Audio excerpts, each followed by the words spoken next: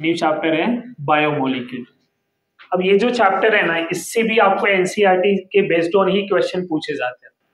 जो भी एनसीईआरटी में दिया हुआ है लाइन, उससे ही क्वेश्चन पूछे जाते हैं। समझ में आ रहा है?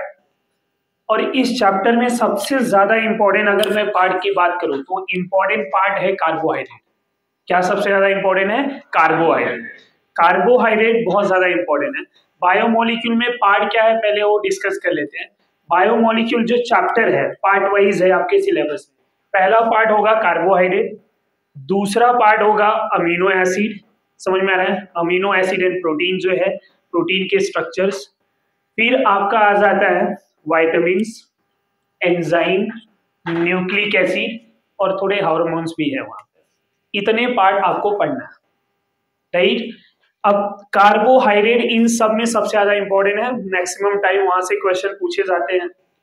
सिलेबस भी लेंदी है कार्बोहाइड्रेट का, बाकी के सिलेबस उतने ज्यादा लेंदी नहीं है, छोटे छोटे सिलेबस। तो हम सबसे पहले जो है बायोमोलिक्यूल में कार्बोहाइड्रेट के बारे में डिस्कस करेंगे।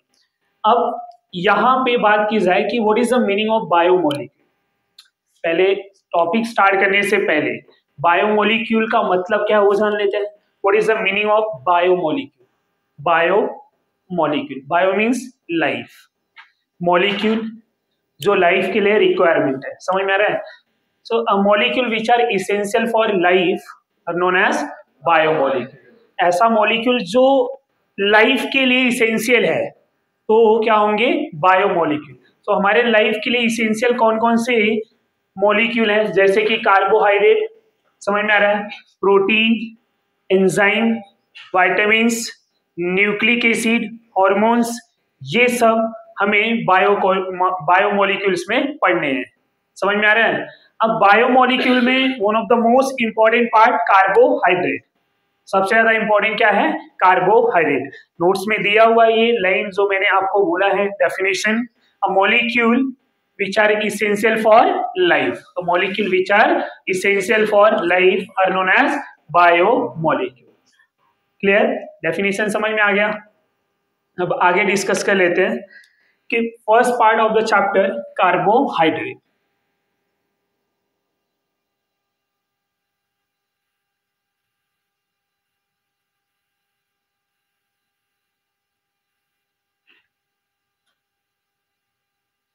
कार्बोहाइड्रेट्स, कार्बोहाइड्रेट्स क्या होता है? Carbon surrounding water molecule. Carbohydrate अगर मैं ओल्ड डेफिनेशन की बात करूं, पुराने वाले डेफिनेशंस की बात करूं, तो कार्बोहाइड्रेट क्या होते हैं? अ मॉलिक्यूल जिसमें कार्बन हो और कार्बन जो है वाटर से सराउंडिंग में हो, तो उसको क्या बोलेंगे? कार्बोहाइड्रेट। कार्बोहाइड्रेट का general formula as per earlier concept, जो पुराने समय में कार्बोहाइड्रेट का ये डेफिनेशन था और उनका ये क्या था? General formula. क्या था? जनरल फॉर्मूला कि ऐसा कोई कार्बन जो वाटर के सराउंडिंग में रहेगा तो उसको क्या बोल देंगे? कार्बोहाइड्रेट। अब नेम में इसके आंसर है, जरा ध्यान देंगे। Carbo means carbon, hydrate means water, तो कार्बन सराउंडिंग वाटर मॉलिक्यूल क्या हो गया? कार्बोहाइड्रेट। क्या हो गया? कार्बोहाइड्रेट। Clear everyone? अब यहीं पे स्टूडेंट और समझेंगे कि एग्जाम्पल की मैं बात कर लूं एज पर डेफिनेशन तो क्या हो जाएगा? ग्लूकोज। अब ग्लूकोज का फॉर्मूला भी यहीं पे लिख दे रहा हूं मैं, C6H12O6। फ्रुक्टोज, फ्रुक्टोज का भी फॉर्मूला सेम ही होता है। सुक्रोज, सुक्रोज का फॉर्मूला क्या होगा? C12H22O11। अगर आप कंफ्यूज हैं कि इसका कैसे होगा तो C12H2O11। समझ में आ रहा है? इस फॉर्मूले को सेटिस्फाई कर रहा है।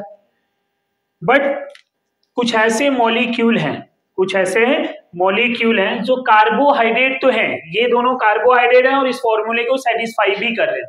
और भी बहुत सारे हैं, फ्रुक्टोज भी है, समझ में आ रहा है, मैनोज भी है, गैलेक्टोज भी है, बहुत सारे एग्जाम्पल हैं जो इस फॉर्मूले को सेटिस्फाई करते हैं। बट कुछ ऐसे कार्बोहाइड्रेट हैं जो कार्बोहाइड्रेट तो हैं बट इस फॉर्मूले को सेटिस्फाई नहीं करते। अब ऐसा कौन सा कार्बोहाइड्रेट है जो इस फॉर्मूले को सेटिस्फाई नहीं करता? ऐसा कौन सा कार्बोहाइड्रेट है जो इस फॉर्मूले को सेटिस्फाई नहीं करता?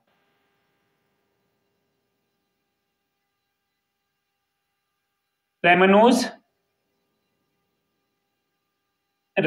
एक ऐसा कार्बोहाइड्रेट है, रेमनोज एक ऐसा कार्बोहाइड्रेट है जो इस फॉर्मूले को सेटिस्फाई नहीं करेगा। फॉर्मूला क्या होगा? C6H12O5, C6H12O5। अब अगर इसको हम इस फॉर्मूले में फिट करना चाहें तो क्या ये फॉर्मूले को सेटिस्फाई करेगा? So rhamnose is a carbohydrate but can not satisfy the formula CXH2OY। क्या ये CXH2OY फॉर्मूले को सेटिस्फाई कर रहा है? नहीं। समझ में आ रहा है? तो इस डेफिनेशंस के अकॉर्डिंग क्या ये कार्बोहाइड्रेट है? नहीं, पर एक्चुअल में ये क्या है? Carbohydrate. Clear everyone? Now student, another example, acetic acid. Acetic acid जो है उसका फॉर्मूला क्या होता है? CH3C+OH। ये एसिटिक एसिड है। अगर मैं इस फॉर्मूले में फिट करना चाहूं तो कार्बन कितने हैं मेरे पास? 2। हाइड्रोजन कितने हैं? 4। ऑक्सीजन कितने हैं? 2। C2H4O6, यही फॉर्मूला है। क्या ये एसिटिक एसिड इस फॉर्मूले में फिट हो रहा है? यस। पर क्या ये कार्बोहाइड्रेट है? नहीं। ये पॉइंट क्लियर हो? तो ये क्या समझ में आ रहा है आपको? Limitations of carbohydrate. पुराना जो डेफिनेशन है उसका क्या है? ये लिमिटेशंस। दूसरा हम फॉर्मेल्डिहाइड भी ले सकते हैं। फॉर्मेल्डिहाइड का फॉर्मूला क्या है?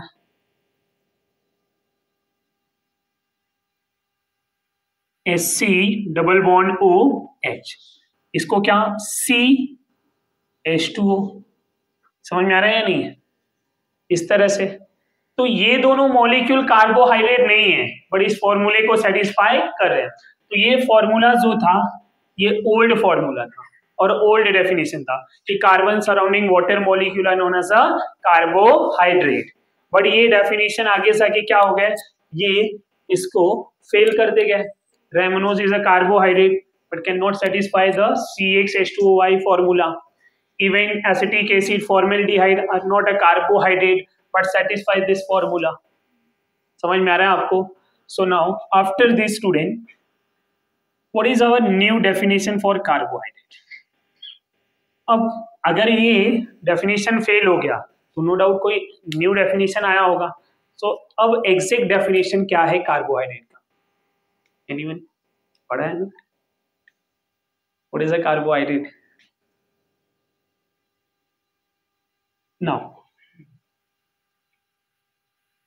carbohydrate is an optically active molecule. Carbohydrate is an optically active molecule having polyhydroxy aldehyde or polyhydroxy ketone. Carbohydrate is an optically active molecule having polyhydroxy aldehyde or polyhydroxy ketone. Polyhydroxy aldehyde और polyhydroxy ketone means carbohydrate में जो principal functional group होगा, जो main functional group होगा वो कौन होगा? Either aldehyde और कीटोन, और उसमें पॉलीहाइड्रोक्सी ग्रुप होंगे। कौन होंगे? पॉलीहाइड्रोक्सी। और वो क्या होगा? Optically active. कार्बोहाइड्रेट क्या होंगे? Optically active molecule. Clear everyone? ये point clear? Carbohydrate is an optically active molecule having polyhydroxy aldehyde polyhydroxy ketone. यहां तक कोई कंफ्यूजन? नाउ आफ्टर दिस अगर हम कार्बोहाइड्रेट के क्लासिफिकेशन की बात करें, एक डेफिनेशन हो गया, classification of carbohydrate based on hydrolysis. Based on hydrolysis carbohydrate को अगर हम हाइड्रोलिसिस करते हैं तो उसके बेस्ड ऑन उसके क्लासिफिकेशन। तो कार्बोहाइड्रेट बेस्ड ऑन हाइड्रोलिसिस दो टाइप के होते हैं। एक तो होगा सिंपल सैक्राइड, क्या होगा? Simple saccharide. और दूसरा होगा कॉम्प्लेक्स सैक्राइड। क्या होगा? Complex sacred. कॉम्प्लेक्स सैक्राइड दो टाइप के होते हैं। कौन से दो type? Oligosaccharide and polysaccharide. Oligosaccharide and polysaccharide ये किसके कैटेगरी में आते हैं? Complex saccharide. किसके? Complex saccharide. समझ में आ रहा है? पहला हम यहाँ पे क्लासिफिकेशन की बात करेंगे। Classification of carbohydrate. Classification of carbohydrate.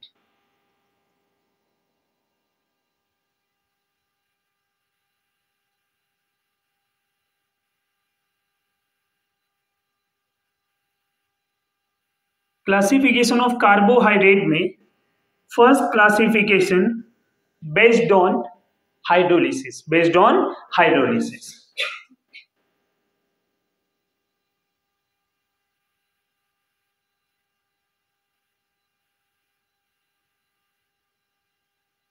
तो बेस्ड ऑन हाइड्रोलिसिस की अगर हम बात करें तो कार्बोहाइड्रेट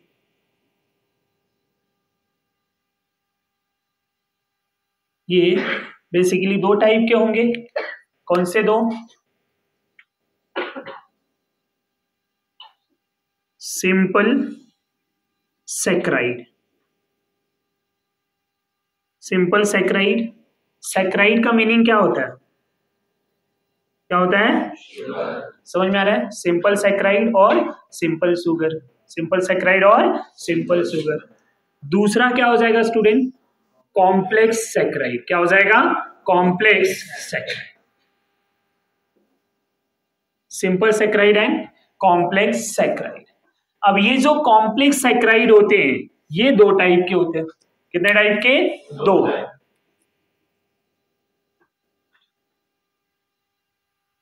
कौन से दो होते हैं? एक होगा ओलिगोसैक्राइड और दूसरा होगा polysaccharide. Oligosaccharide and polysaccharide. Oligosaccharide and polysaccharide. और ये ध्यान में रखेंगे saccharide means sugar. So carbohydrate based on hydrolysis दो टाइप के होंगे। बेस्ड ऑन हाइड्रोलिसिस दो टाइप। कौन से दो? Simple saccharide and complex saccharide. Simple saccharide का मीनिंग क्या होगा? जो वाटर के साथ हाइड्रोलिसिस ना हो, जो वाटर के साथ कंबाइन होने पे फर्दर ब्रेक ना हो सके, वाटर में फर्दर ब्रेक ना हो सके, उसको क्या बोलेंगे? Simple saccharide. Which can not hydrolysis with water molecule. Which can not hydrolysis with water molecule. तो जो फर्दर ब्रेकडाउन ना हो, फर्दर और किसी मॉलिक्यूल में कन्वर्ट ना हो, उसको क्या बोलेंगे? सिंपल सैक्राइड और सिंपल शुगर। ये बेस्ड ऑन हाइड्रोलिसिस का पहला टाइप। दूसरा कॉम्प्लेक्स सैक्राइड, जो फर्दर हाइड्रोलिसिस होके टू और मोर मोनोसैक्राइड और सिंपल सैक्राइड देंगे। क्या देंगे? मोनोसैक्राइड और सिंपल सैक्राइड। इसी सिंपल सैक्राइड को मोनोसैक्राइड भी बोलते हैं। क्यों? मोनोसैक्राइड फर्दर हाइड्रोलिसिस होगा क्या? नहीं। Simple saccharide can not further hydrolysis. ये हाइड्रोलिसिस नहीं होगा। ये समझ में आ रहा है? ओलिगोसैक्राइड जब हाइड्रोलिसिस होगा तो कितने सिंपल सैक्राइड देगा? 2 to 10। 2 to 10। ओलिगोसैक्राइड फर्दर हाइड्रोलिसिस जब किया जाएगा वाटर में तो ये क्या होगा? ये 2 to 10 सिंपल सैक्राइड दे सकता है। Polysaccharide many. समझ में आ रहा है? जो ओलिगो नहीं है वो क्या हो जाएंगे? पॉली में आ जाएंगे। ये ध्यान में रखेंगे। तो सिंपल सैक्राइड मतलब मोनोसैक्राइड, ओलिगोसैक्राइड मतलब 2 to 10 simple sacred bye hydrolysis, और पॉलीसैक्राइड मतलब मेनी। Poly means many. तो जो हाइड्रोलिसिस होके मेनी मोनोसैक्राइड देगा, मिनी मोल ऑफ मोनोसैक्राइड देगा, वो क्या हो जाएगा? पॉलीसैक्राइड। पॉलीसैक्राइड का एग्जांपल क्या ले सकते हैं? सेलुलोज और starch. Cellulose and starch. Oligosaccharide क्या? ओलिगोसैक्राइड के ओलिगो में डाइसैक्राइड, ट्राइसैक्राइड, टेट्रासैक्राइड, पेंटासैक्राइड ऐसा। अब डाइसैक्राइड के एक दो एग्जांपल याद होगा, वही बता दो। और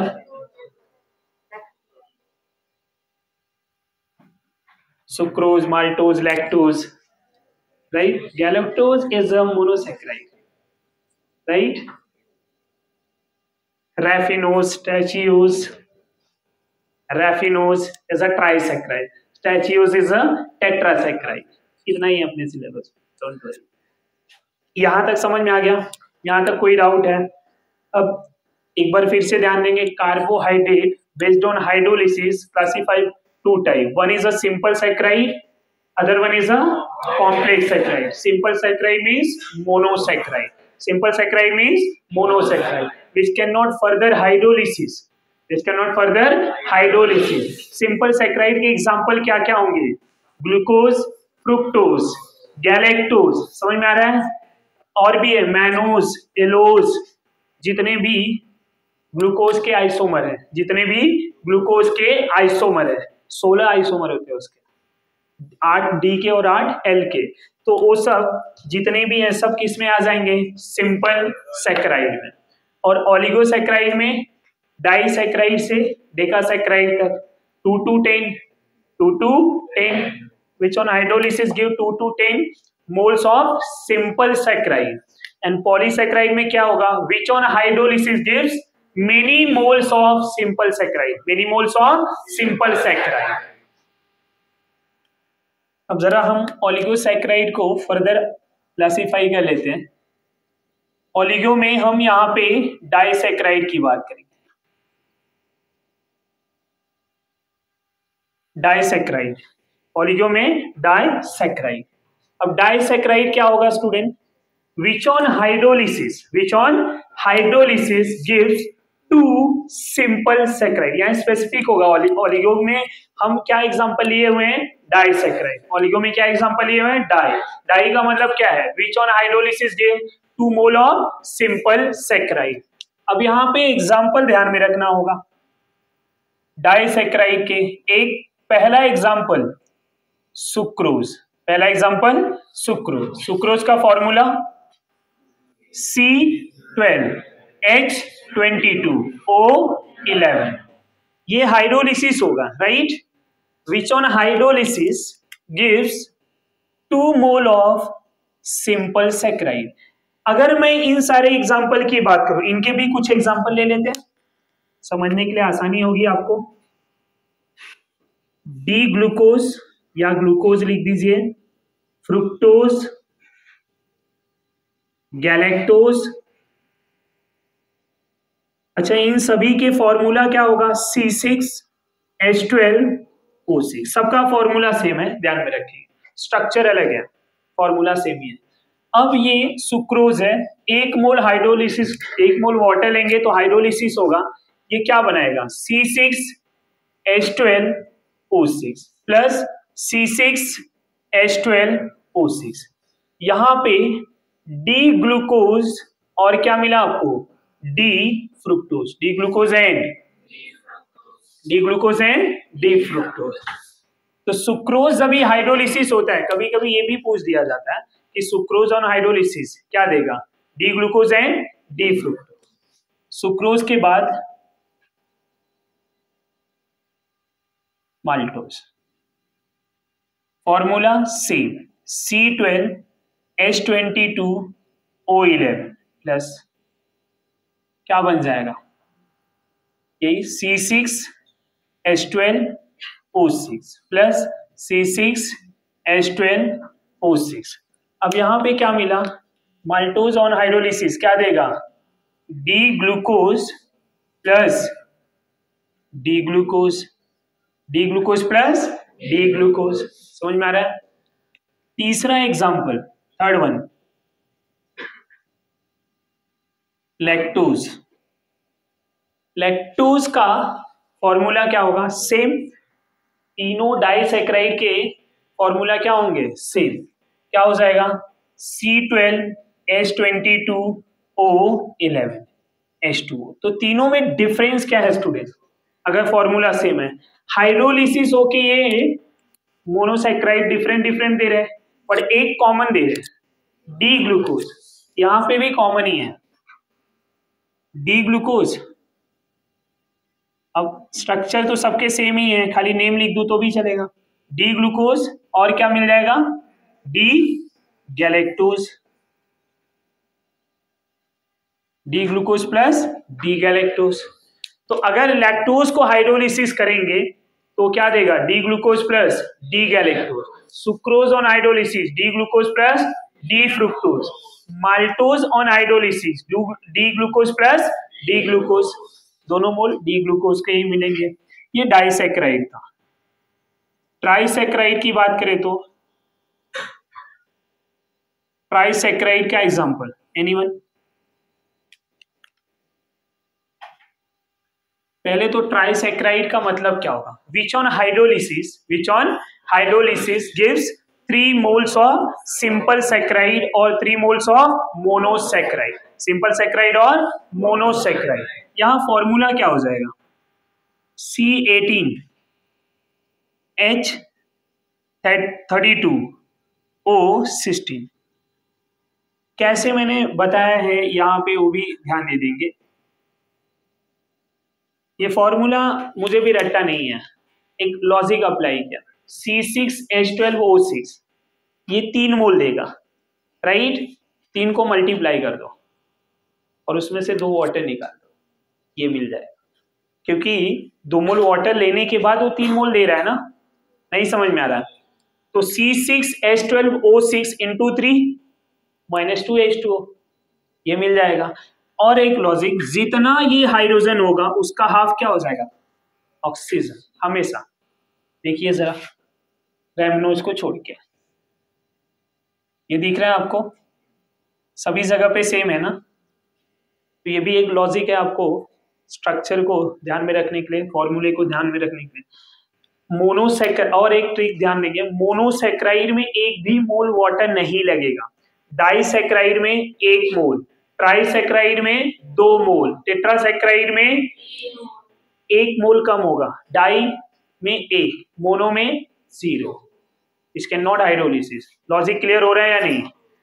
अगर मोनोसैक्राइड है कितना मोल वाटर लगेगा हाइड्रोलिसिस, 0। डाइसैक्राइड है तो 1, ट्राई है तो 2, टेट्रा है तो 3। ये समझ में आ रहा है? इस पे भी क्वेश्चन बनते हैं, तो ये ध्यान में रखेंगे। अब क्या मिल जाएगा, C6H12O6, C6H12 प्लस ये नेमिंग क्या हो जाएगा, D glucose plus D fructose plus D galactose.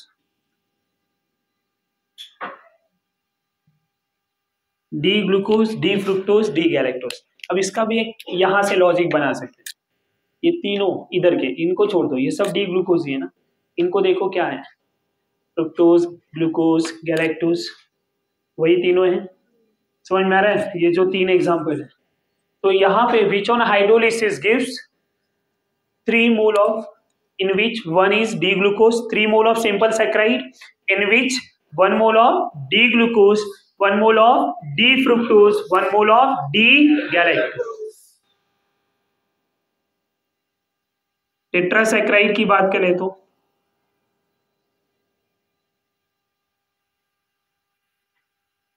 which on hydrolysis gives 4 mole of simple saccharide. जो हाइड्रोलिसिस होगी क्या देगा, 4 मोल ऑफ सिंपल सैक्राइड और 4 मोल ऑफ मोनोसैक्राइड। एग्जांपल, अब टेट्रासैक्राइड का फॉर्मूला आप मुझे बताएंगे, लॉजिक अगर समझा होगा तो बता सकते हैं। क्या होना चाहिए formula, C24H 3 mole of water minus करो ना, नहीं समझ में आ रहा है, इतना क्या, 12 4 जा 48 माइनस 6 3 वाटर कितना आ गया 42, तो ऑक्सीजन कितना होगा 21, जस्ट हाफ। नहीं समझा? और यहां क्या लिख दूं मैं, 3 मोल ऑफ वाटर, क्या मिल जाएगा। फॉर्मूला तो सब वही रहेंगे, फॉर्मूला न लिख के मैं क्या लिख दूं, directly name D glucose, D fructose, D galactose plus D galactose.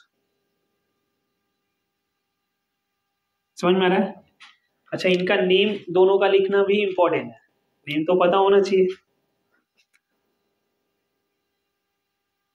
Raffinose, statues, raffinose statues, समझ में आ रहा है? Raffinose is a trisaccharide, stachyose is a tetrasaccharide, ये नेम याद रहेगा। और डाइसैकराइड में कितने हैं?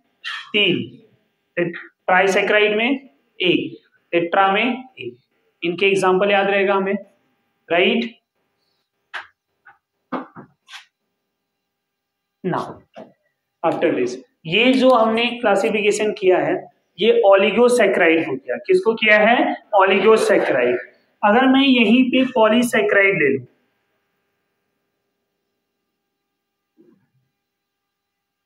polysaccharide which on hydrolysis gives many moles of monosaccharide, for example C6H10O5, क्या हो गया ये? Starch, n mole of water क्या दे देगा? वो तो रिएक्शन की बात है, बट यहाँ हाइड्रोलिसिस कर रहा हूं मैं, तो n मोल ऑफ C6H12O6 क्या मिला? D glucose. सो स्टार्च से क्या मिलता है आपको? Many mole of D glucose, many mole of D glucose. यहाँ n मोल लिख दिया है ना, तो ये क्या हो गया? Polysaccharide. What is the meaning of polysaccharide? Which on hydrolysis gives many moles of monosaccharide. ये तो हमारा फर्स्ट क्लासिफिकेशन था based on hydrolysis, based on hydrolysis. Now based on solubility, second classification based on solubility। समझ में आ रहा है? solubility के बेस्ड ऑन, तो solubility के बेस्ड ऑन हम शुगर को या सैकराइड को कैसे क्लासिफाई करते हैं? तो यहां पे सेकेंड बेस्ड ऑन solubility, ये आपको पूछा जाता है, थियरी एग्जाम में भी पूछ लेते हैं। तो इसमें 2 टाइप होते हैं, one is sugar, other one is non sugar, sugar and non sugar. अब शुगर को अगर यहाँ पे इसके बेस्ड ऑन हमें डिस्कस करना है तो मैं इसको ऐसे लिखूंगा, शुगर एंड नॉन शुगर। कैसे ध्यान में रखेंगे? शुगर का एग्जांपल जो है सुक्रोज याद रखेंगे। सुक्रोज क्या होता है पता? शक्कर है, पता है ना? उसको ध्यान में रखेंगे, आपको सारे प्रॉपर्टीज पता रहेगा क्या होता है उसकी प्रॉपर्टीज, क्योंकि आपने उसको ऑब्जर्व किया है। नहीं समझ में आ रहा है? वो वाटर में सोल्यूबल होता है, दिखने में सॉलिड क्रिस्टलाइन होता है, क्रिस्टलाइन होता है या नहीं होता है, और स्वीट इन टेस्ट होता है या नहीं? अरे वही क्लासिफिकेशन भी है, वही 3 लिखना भी है। तो अगर आपके माइंड में वो है तो आप इजीली बोल सकते हैं कि crystalline in nature, soluble in water and sweet in taste. Example क्या लिख देंगे? सुक्रोज, या जितने भी मोनोसैक्राइड हैं, जितने भी मोनोसैक्राइड हैं वो सब हम शुगर में लिख देंगे। जो ये प्रॉपर्टीज को शो करते हैं वो सब क्या है? शुगर। नॉन शुगर क्या है? अब यहां क्या बोला है? क्रिस्टलाइन। इनको याद रखना, स्टार्च को। स्टार्च कैसा होता है? एमॉर्फस। क्या होता है? एमॉर्फस। सॉलिड स्टेट पढ़ लिया, क्रिस्टलाइन एमॉर्फस पता है। एमॉर्फस क्या होगा? Non sugar. समझ में आ रहा है? क्या ये सोल्यूबल है? नहीं, इट इज अ इनसोल्यूबल। और तीसरा पॉइंट जो है, क्या ये स्वीट इन टेस्ट है? नहीं, इट इज अ टेस्टलेस। समझ में आ रहा है आपको? ये तीनों पॉइंट समझ में आया? तो हमें शुगर एंड नॉन शुगर को समझना है। कभी कभी ऐसा डिस्टिंग्विश पूछ सकता है थियरी में, थियरी एग्जाम में ये पूछ सकता है कि what is the distinguish between, तो इजीली ये बता सकते हो बिना पढ़े। नहीं भी पढ़े रहे हो तो भी बता दो, इतना इजी पार्ट है। खाली एग्जाम्पल को ध्यान में रखेंगे। पहला पॉइंट क्या बोलिए? फर्स्ट पॉइंट क्या लिखेंगे? पहला क्रिस्टलाइन इन नेचर, दूसरा सोल्यूबल इन वाटर, तीसरा एग्जाम्पल सुक्रोज, ग्लूकोज, फ्रुक्टोज, ये सब जितने भी एग्जाम्पल है। समझ में आ रहा है?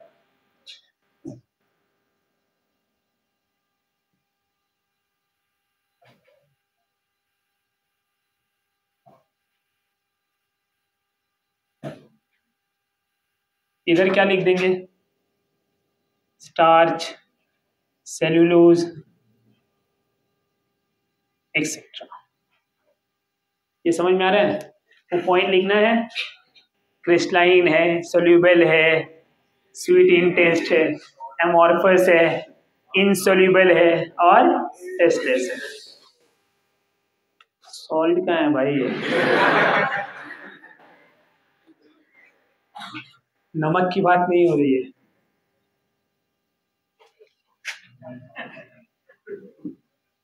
Now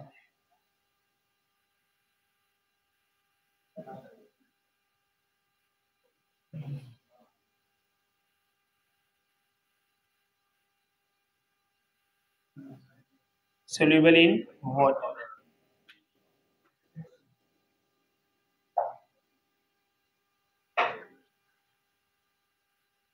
sweet in taste। समझ में आ रहा है? इसका उल्टा third type, based on reducing nature, based on reducing nature। अब बेस्ड ऑन रिड्यूसिंग नेचर, तो शुगर जो है दो टाइप के होते हैं। बेस्ड ऑन रिड्यूसिंग नेचर में दो टाइप के होते हैं। कौन से? Reducing sugar and non reducing sugar. Reducing sugar and non reducing sugar. Reducing sugar क्या होता है? Reducing sugar, what is the meaning of reducing sugar? A carbohydrate which reduces Fehling solution and Tollens reagent। Fehling solution and Tollens reagent। अब Fehling solution and Tollens reagent को कौन reduce करेगा? Aldehyde के लिए तो होता है, बट यहाँ डी फ्रुक्टोज में कीटोन होता है। क्या होता है? कीटोन। बट वो भी रिड्यूसिंग शुगर है। क्या है? Reducing sugar. तो ये आपके लिए चैलेंज। अब डी फ्रुक्टोज कैसे रिड्यूसिंग शुगर है ये भी बताया हुआ है। कैसे? अल्फा हाइड्रोक्सी, कंडीशन क्या है? Alpha hydroxy keto through tautomerism converted into aldehyde, तो क्या दे देगा? Reducing nature. क्या दे देगा?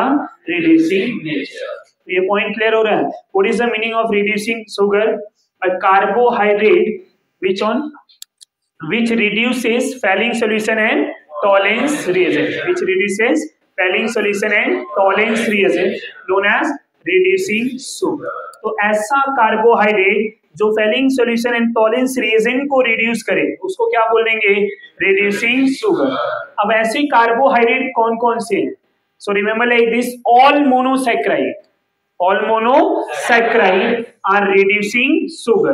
अब मोनोसैकेराइड बोल दिया तो चाहे कीटोन ही क्यों ना हो, चाहे कीटोन ही क्यों ना हो, बट वो रिड्यूस करेगा। अब आपके मन में सवाल आ सकता है कि कीटोन कैसे, उसका हम आगे डिस्कस कर लेंगे। ऑलरेडी किया हुआ है, ऑलरेडी किया हुआ है। कहाँ पे? टॉलेंस रिएजेंट और जब भी फेलिंग सॉल्यूशंस किया था तब। दूसरा डाइसैकेराइड जो है, डाइसैकेराइड और ये सब, तो डाइसैकेराइड में सुक्रोज जो है रिड्यूसिंग शुगर नहीं होता। सुक्रोज रिड्यूसिंग शुगर नहीं होता, जबकि माल्टोज एंड लैक्टोज हो जाते हैं। Maltose and lactose is a reducing sugar, but ये जो है नॉन रिड्यूसिंग है। अब ये क्यों नॉन रिड्यूसिंग है, इसका हमें एग्जैक्ट एक्सप्लेनेशन कहां पे मिलेगा? जब इसके स्ट्रक्चर्स के बारे में हम आगे डिस्कस करेंगे, वहां पे मैं इजीली आपको कनेक्ट करा दूंगा कि ये क्यों नॉन रिड्यूसिंग है और ये दोनों क्यों रिड्यूसिंग है। समझ में आ रहा है? जब भी फंक्शनल ग्रुप फ्री रहेगा, रिंग में नहीं आएगा, तब वो रिड्यूसिंग होता है, और जब वो रिंग में आ गया तो क्या हो जाएगा? Non reducing. समझ में आ रहा है? तो अब सुक्रोज के स्ट्रक्चर अभी आपको रिकॉल करना डिफिकल्ट होगा। आई डोंट नो कि आपने पढ़ा है या नहीं पढ़ा है बायो में, तो यहाँ पे तो पहले देख लेंगे रिड्यूसिंग शुगर क्या होते हैं। कार्बोहाइड्रेट which reduces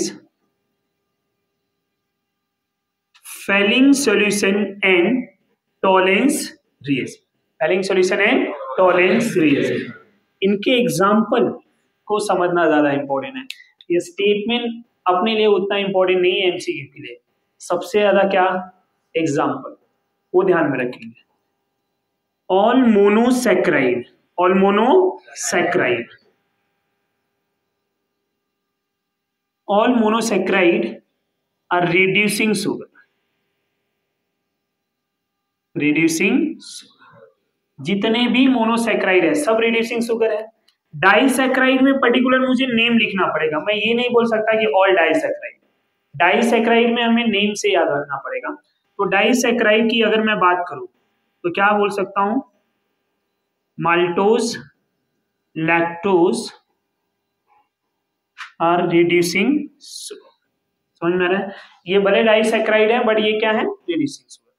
जितने भी पॉलीसैक्राइड हैं वो नॉन रिड्यूसिंग में आएंगे। कहां पे आएंगे, नॉन रिड्यूसिंग, ऐसे ध्यान में रखना। All monosaccharide reducing, all polysaccharide non reducing. बाकी जो बचे ना डाई ट्राई वाले, वो रिड्यूसिंग हो भी सकते हैं और नहीं भी हो सकते, बेस्ड ऑन स्ट्रक्चर। उनका स्ट्रक्चर कैसा है, रिंग वाला स्ट्रक्चर, उसके ऊपर डिपेंड करता है।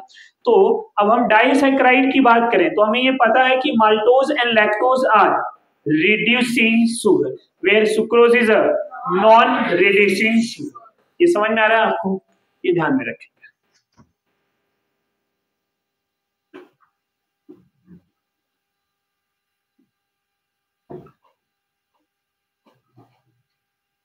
नॉन रिड्यूसिंग शुगर, अब नॉन रिड्यूसिंग शुगर क्या होता है, वो भी carbohydrate which cannot reduces Fehling solution and Tollens reaction.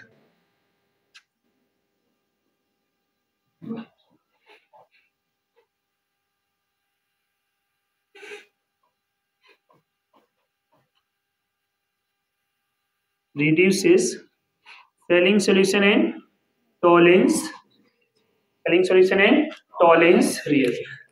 Example की बात कर लीजिए,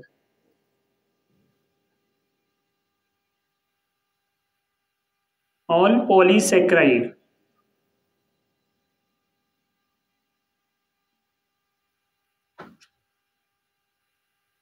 non reducing, all polysaccharide are non reducing sugar. ये पॉइंट याद रहेगा, नॉन रिड्यूसिंग। अब ये तो सबको पता रहता है और याद भी रहता है, जो नहीं याद रहता है वो कौन है, सुक्रोज। सुक्रोज जो है क्या होगा, sucrose is a non reducing sugar.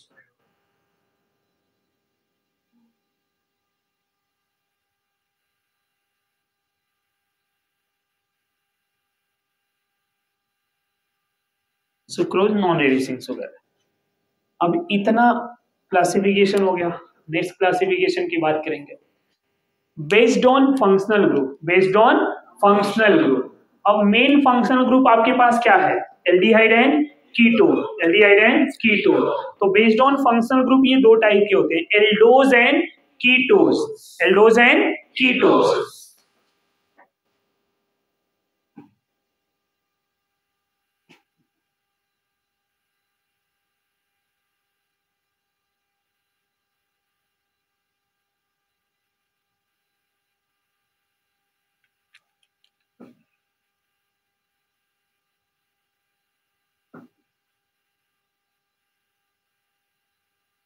Aldose and ketose, aldose and ketose, ये ध्यान में रखें। एल्डोज मतलब प्रिंसिपल फंक्शनल ग्रुप क्या होगा, एल्डिहाइड। कीटोज मतलब प्रिंसिपल फंक्शनल ग्रुप कीटोन। समझ में आ रहा है? अब यहां पे हम सबसे पहले एल्डोज की बात करेंगे। एल्डोज में जो हम स्टार्ट करेंगे कार्बोहाइड्रेट, वो 3 कार्बन से स्टार्ट होता है, एल्डोट्रायोज से। कहां से, एल्डोट्रायोज। सो हम एल्डोट्रायोज की बात करेंगे, एल्डोट्रायोज, एल्डोट्रायोज। अब एल्डोट्रायोज मतलब aldehydic functional group, triose means 3 carbon, triose means 3 carbon with aldehydic functional group. Aldotriose का मीनिंग क्या है, aldehydic functional group with 3 carbon. समझ में आ रहा है? तो यहां पे CHO, CH2OH, यहां पे OH एंड H। अब यहीं पे एक और बात ध्यान में रखते हैं, ये जो रिप्रेजेंटेशन है ये फिशर प्रोजेक्शन है। कौन सा प्रोजेक्शन है, फिशर। फिशर में अगर कायरल कार्बन जो लास्ट वाला है उसका फंक्शनल ग्रुप राइट साइड है, तो हम क्या बोल देंगे नेमिंग में, कैपिटल डी। क्या हो जाएगा, कैपिटल डी। अब दूसरी बात इसके नेमिंग के लिए ऐसे ध्यान देंगे, अगर ये भी एल्डिहाइड ना होके OH होता तो ये क्या हो जाता, ग्लिसरॉल, ट्रायोल, याद आ रहा है, ग्लिसरीन और ग्लिसरॉल। तो ये ग्लिसरॉल होता तो यहाँ पे एल्डिहाइड आ गया, तो ये हो गया ग्लिसरल्डिहाइड। क्या हो गया, ग्लिसरल्डिहाइड। नेमिंग समझ में आ रहा है। बट ये कौन सा वाला ग्लिसरल्डिहाइड है, डी ग्लिसरल्डिहाइड।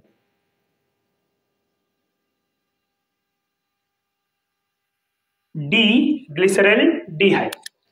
अब ये डी है, एल क्या होगा, इसका mirror image. As I told you, D का मिरर इमेज एल और एल का मिरर इमेज डी। हमेशा डी जो है उसका आइसोमर क्या होगा, एल, और एल का आइसोमर क्या होगा, डी।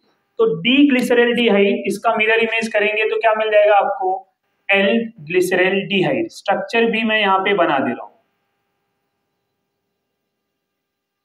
ये OH और ये H, ये क्या हो गया, L glyceraldehyde.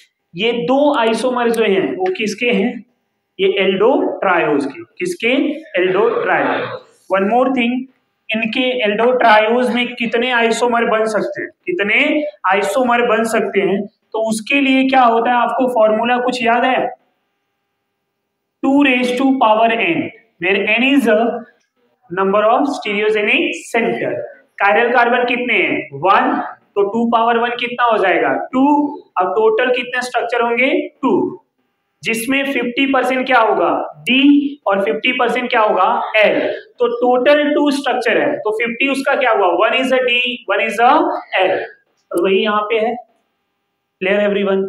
Now Aldo triose के बाद स्टूडेंट हम बात करेंगे Aldo tetrose. Aldo tetrose, Aldo triose and Aldo tetrose. Aldo tetrose में क्या होगा,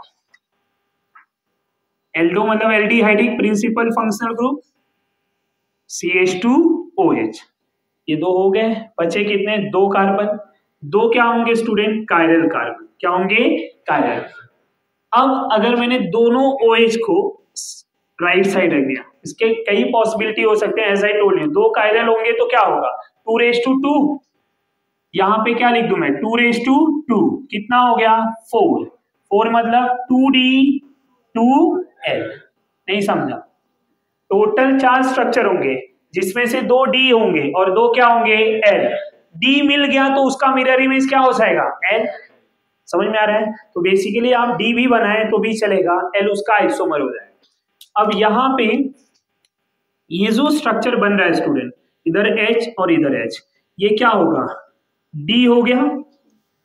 अब आपको अगर याद होगा कि जिसमें 2 फंक्शनल ग्रुप होते हैं, राइट, उसका नेमिंग हम कहां से स्टार्ट करते हैं, इरीथ्रो एंड थ्रियो।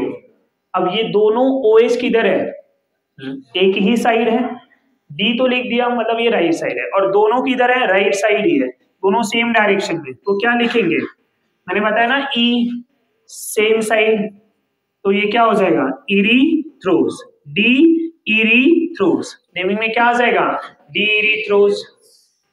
अब इसका मिरर इमेज क्या हो जाएगा, L इरीथ्रोज।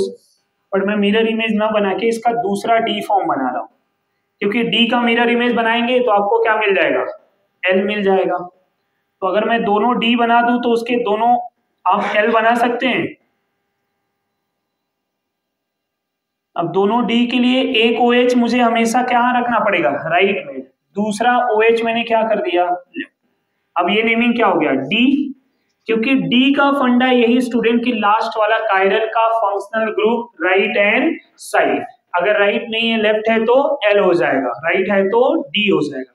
सर प्रोजेक्शन में ये ध्यान रखें। अब ये D हो गया, अब क्या लिखें, D थ्रियोज। क्या लिखेंगे, D थ्रियोज। ये समझ में आ रहा है।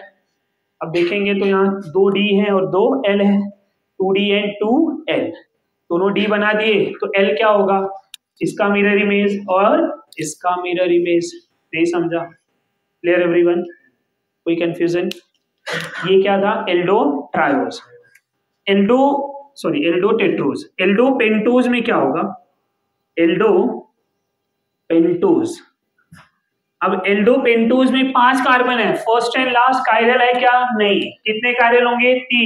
3 कायरल में कितने स्ट्रक्चर बनेंगे? 2⁻3। क्या हो जाएगा? 2⁻3 मतलब 8 में क्या होगा? 4D 4L। तो समझा या नहीं? अब चारों डी नहीं बनाऊंगा, चारों डी नहीं बनाऊंगा, एक बना देता हूं जो आपने पढ़ा भी है। कौन सा वाला स्ट्रक्चर? वो सुगर का स्ट्रक्चर पता है? पेंटोज सुगर कहाँ यूज करते हैं? डीएनए और आरएनए में। पेंटोज सुगर पढ़ा हुआ है ना? राइबोज, यस और नो? और राइबोज का स्ट्रक्चर क्या होता है? तीनों ओएस ग्रुप किधर होंगे? Right hand side. तो क्या लिख दूं मैं? D ribose. क्या लिखेंगे? D ribose.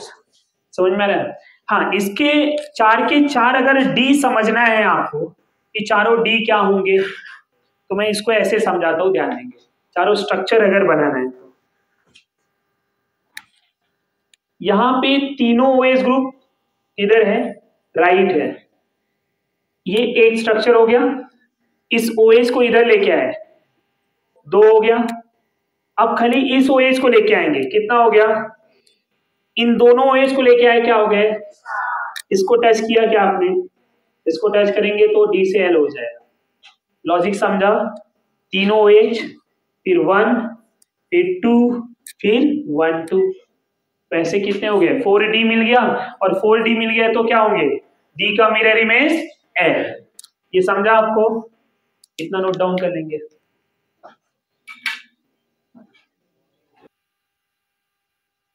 एल्डो पेंटोज के बाद हम एल्डो हेक्सोज की बात करेंगे। Aldohexose. अब aldohexose aldehyde group containing 6 carbon.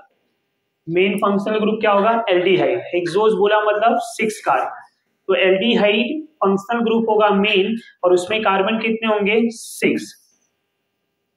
ये CHO, इधर CH2OH, 1 2 3 4। अब इसमें भी कई टाइप होंगे, चारों कायरल है ना, 4 कायरल है। अब इसको समझ लेते हैं, ये कितने आइसोमर देगा? तो 2⁴ कितना हो गया? 16, जिसमें 8D और 8। समझ में आ रहा है? अगर हम डी ग्लूकोज की बात करें, एल्डो हेक्सोज में सबसे इंपॉर्टेंट या सबसे फेमस जो है एग्जांपल कौन सा है? D glucose.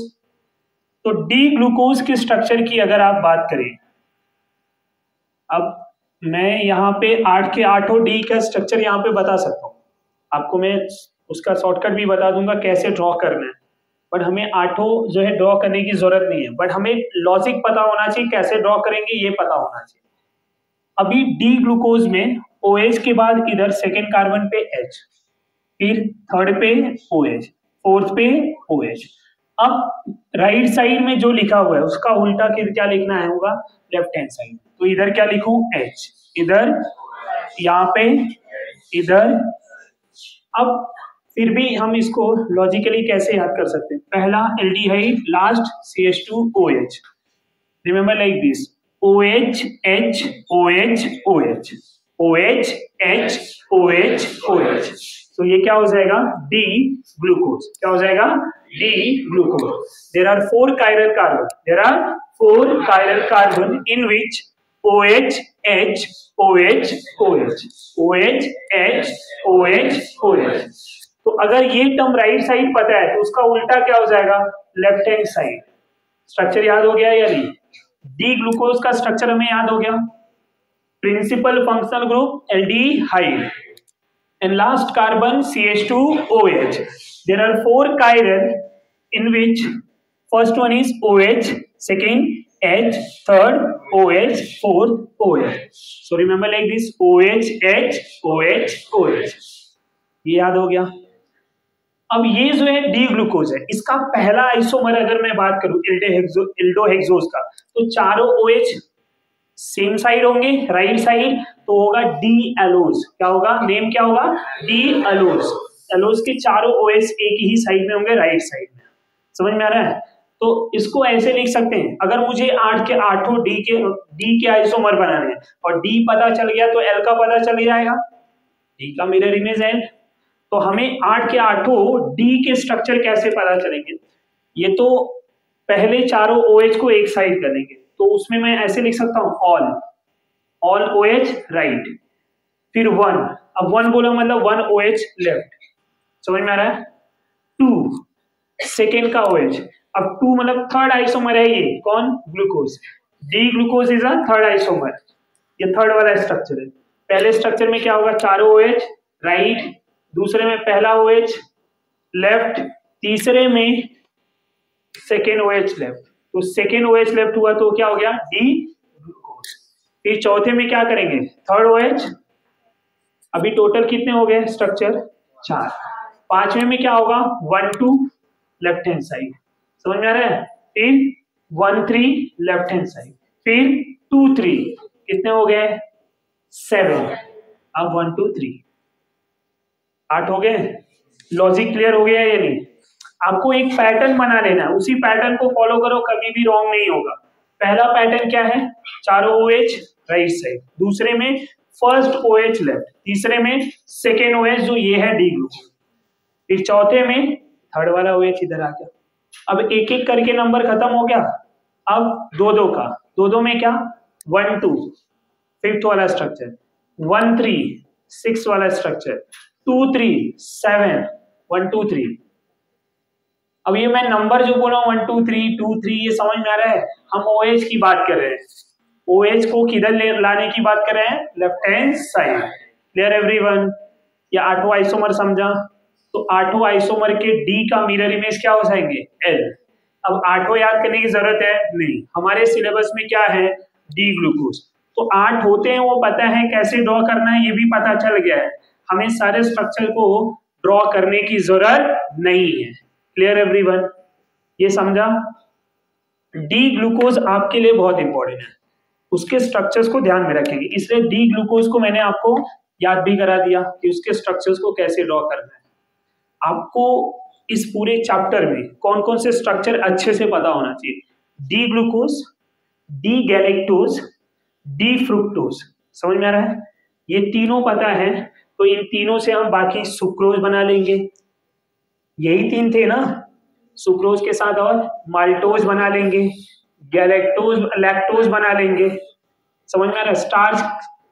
स्टार्च बना लेंगे, स्टार्च जो है किसका है, ग्लूकोज का ही पॉलीमेरिक फॉर्म है। समझ में आ रहा है या नहीं आ रहा है? तो ये सब हमें अगर 3 खाली स्ट्रक्चर पता है, बाकी को हमें खाली पढ़ना है as a classification, but 3 main structure है, कौन कौन से, D glucose, D fructose, D galactose, ये तीनों पता होना चाहिए। अब गैलेक्टोज जो है ना, गैलेक्टोज वो इसी का आइसोमर है, वो भी ड्रॉ कर लेते हैं। कौन सा फॉर्म जो है गैलेक्टोज होगा ये तो पता होना चाहिए ना। ये तो मैं आपको ये भी बता दूं कि चारों OH अगर राइट साइड में होंगे तो उसका नेम क्या हो जाएगा, वैसे तो मैंने बता ही दिया है, बट फिर भी यहां पे डिस्कस कर ही लेते हैं। OH OH OH OH, तो इधर क्या हो जाएगा, HH, ये क्या हो गया, डी एलोज, डी एलोज। ये समझ में आ रहा है?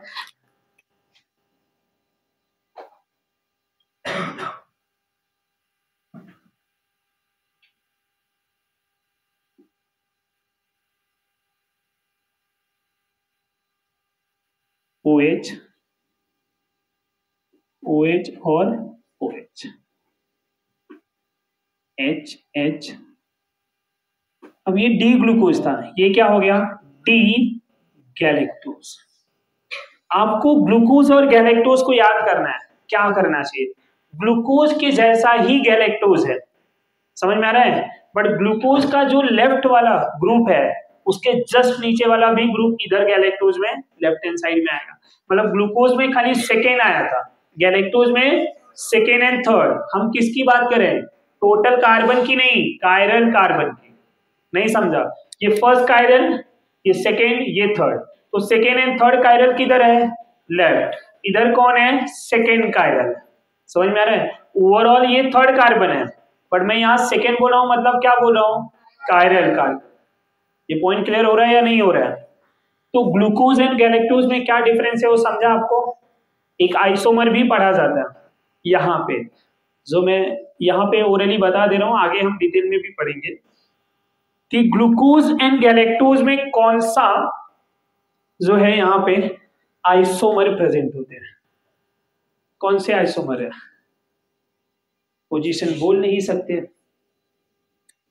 पोजीशन तो सबका सेम ही है, डायरेक्शन चेंज है। समझ में आ रहा है? खाली क्या चेंज है? डायरेक्शन चेंज है। तो अब ये जो है ना एपीमर हो जाते हैं। क्या हो जाते हैं? एपीमर। सेम मॉलिक्यूलर, ये नया नाम सुना है आपने, राइट? ये एपीमर क्या होता है तो जरा ध्यान देंगे। सेम मॉलिक्यूलर फॉर्मूला होगा, सेम फंक्शनल ग्रुप होगा, पोजीशन भी सेम होंगे, only direction of functional group are different. Direction of functional group are different. तो ये जो है, इसके नंबरिंग भी कर लेते हैं जरा। ये और ये एग्जैक्ट सेम है, जो डिफरेंट कार्बन है वो कौन सा है वो यहाँ पे ध्यान देंगे। 1 2 3 4 5 6, 1 2 3 4 5 6। See D glucose and D galactose के स्ट्रक्चर्स को देखेंगे तो जो फोर्थ वाला कार्बन है ना, खाली वही डिफरेंट है। नहीं समझा? D glucose and D galactose में क्या डिफरेंस है? Fourth carbon. तो इसको क्या बोलेंगे? D galactose is C4 epimer of D glucose. नहीं समझा? C4 कार्बन 4, एपीमर मतलब फोर्थ कार्बन का कॉन्फ़िगरेशन चेंज है। नहीं समझा? D glucose and D galactose is a C4 epimer. D glucose and D galactose is a C4 epimer. D allose and D glucose is a C3 epimer. कैसे? ये और ये same है, खाली ये जो थर्ड कार्बन है उसी का तो फंक्शनल ग्रुप डिफरेंट है ना। समझा आपको? तो ये क्या हो गया? C3 एपीमर है, और ये दोनों में कौन सा एपीमर है? C4 epimer. ये पॉइंट क्लियर हो रहा है? एपीमर का मतलब क्या है वो समझा? Molecular formula same, position of functional group same, सब कुछ सेम होगा, only direction of functional group different. समझ में आ रहा है? तो क्या हो जाएगा? एपीमर। क्या हो जाएगा? एपीमर। अब जब हम एपीमर नहीं पढ़े रहेंगे तो वहां पे ऑप्शन एपीमर दिया रहेगा, हम कंफ्यूज रहेंगे कि ये तो आइसोमर पढ़ा नहीं, ये पर्टिकुलर कार्बोहाइड्रेट के लिए ही है, वो ध्यान में रखें। तो it is a C4 epimer, और ये दोनों में क्या है? C3 epimer. तो ये तो लिख भी लीजिए, यहाँ पे क्या लिखेंगे? डी ग्लूकोज, डी ग्लूकोज और C3 epimer of D allose, D allose. अब सेकेंड पॉइंट क्या लिखेंगे बताओ जरा? D galactose, D galactose are C4 epimer of D glucose. अब इन दोनों पॉइंट से आप क्या समझ पा रहे हैं? कि जो कॉन्फ़िगरेशन चेंज हो रहा है वही बताना है अपने को। Getting my point? आगे जाके एक और हम पढ़ेंगे, alpha D glucose, beta D glucose. D glucose के दो फॉर्म, अल्फा और बीटा। तो अल्फा और बीटा मर, अल्फा और बीटा आइसोमर आर क्या होंगे, उनको क्या बोले जाते हैं? They are anomer. वो भी पढ़ाऊंगा आगे, जब वो स्ट्रक्चर डिस्कस करेंगे तो वहां पे डिस्कस करेंगे। अभी अल्फा बीटा वाला फॉर्म नहीं पढ़ रहे हैं, अभी नॉर्मल फॉर्म पढ़ रहे हैं। तो इसमें जो आइसोमर है वो बता दिया। ये पॉइंट क्लियर हो गया आपको? इसका जो आइसोमर है। अब एनोमर वाला फॉर्म जो है वो जब रिंग स्ट्रक्चर बताऊंगा तो वहां बता दूंगा, राइट? तो ये दोनों रिलेशन समझ में आया आपको? ये दोनों रिलेशन पे ध्यान देंगे, ये क्वेश्चन बन सकता है। वैसे एक और मतलब ये बात बोल सकता हूं कि ये एनसीईआरटी में नहीं है, एनसीईआरटी में नहीं है।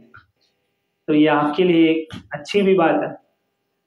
इस मैक्सिमम तो नहीं पूछेगा, बट हमें पता होना चाहिए, एज अ स्टूडेंट हमें ये पता होना चाहिए।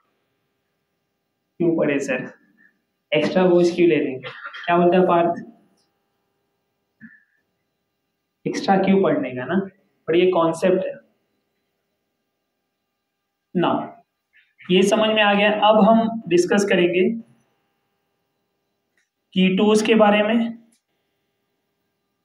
राइट। कीटोज में कीटो ट्रायोस, कीटोज में कीटो ट्रायोस।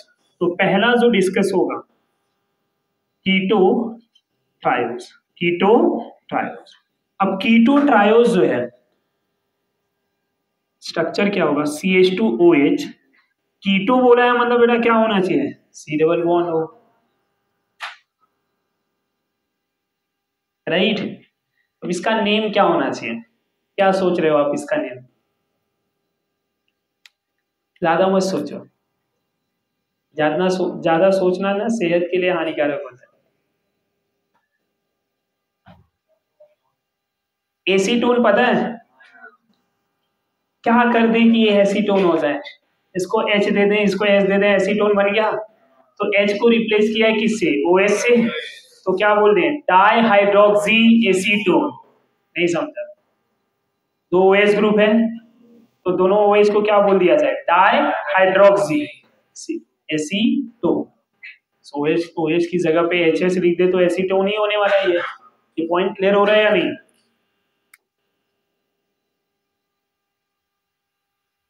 डाई हाइड्रोक्सी एसीटोन, ये स्ट्रक्चर समझ में आ गया।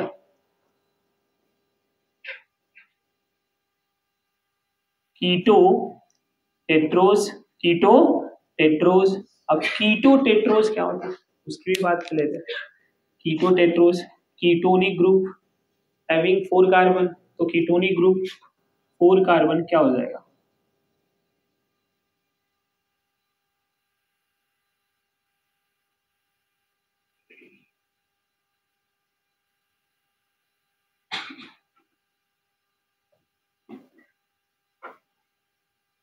ये स्ट्रक्चर है।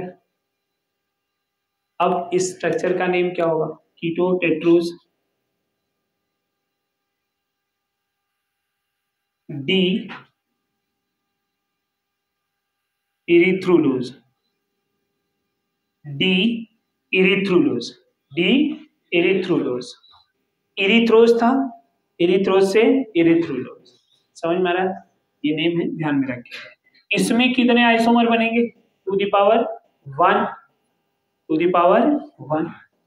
ये डी है उसका आइसोमर क्या हो जाएगा, इसका आइसोमर बना सकते हैं, तो ये क्या हो जाएगा, कीटो टेट्रोज के बाद कीटो पेंटोस, कीटो पेंटोस। अब कीटो पेंटोस क्या है, कीटोनिक ग्रुप हैविंग 5 कार्बन। अब 5 कार्बन होगा तो क्या होगा,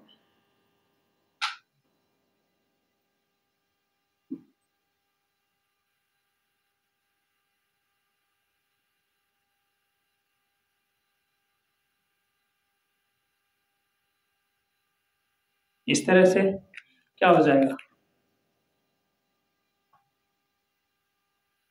डी राइबोलोज, डी राइबोज से डी राइबोलोज, डी राइबोज बताया था, इसमें सारे ओएच सेम साइड, इसके भी ओएच सेम ही साइड दिख रहे हैं, तो डी राइबोज से डी राइबोलोज।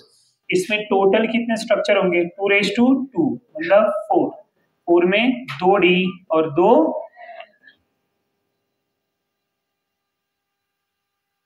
कीटो हेक्सोस, कीटो हेक्सोस। अब अगर यहाँ कीटो हेक्सोस की बात करें, किसकी बात करें, कीटो हेक्सोस, तो CH2OH, C double bond O, CH2OH 1 2 3, OH OH H H H, ये किसका स्ट्रक्चर है, डी फ्रुक्टोज, किसका स्ट्रक्चर है, डी फ्रुक्टोज।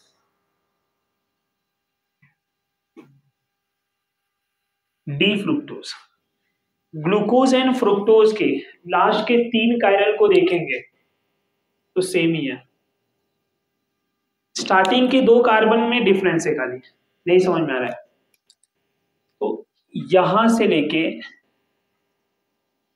यहां तक ये, और इधर से यहां तक ये D glucose and D fructose का सेम ही है, खाली यहाँ स्टार्टिंग में ये, क्योंकि ये एल्डिहाइड ग्रुप है और ये क्या है कीटोन। समझ में आ रहा है?